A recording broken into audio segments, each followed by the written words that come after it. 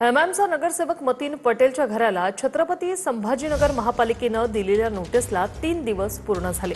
छत्रपती संभाजीनगर मनपाकडे मतीन पटेल वकिलामार्फत उत्तर देण्याची शक्यता आहे, तर आज मतीन पटेलच्या अनधिकृत घरावर कारवाईची शक्यता आहे। टीसीएस प्रकरणातील आरोपी निदा खानला याच घरात मतीन पटेलने आश्रय दिला होता।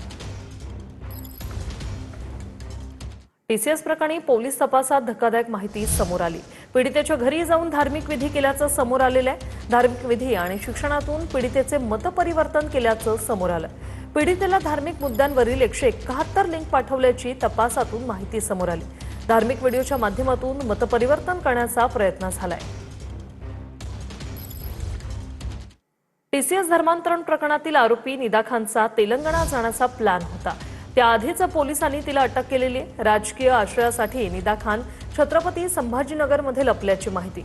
निदा खानला नाशिक आणि छत्रपती संभाजीनगर पोलिसांनी सापळा रचत छत्रपती संभाजीनगर मध्येच बेड्या ठोकल्या।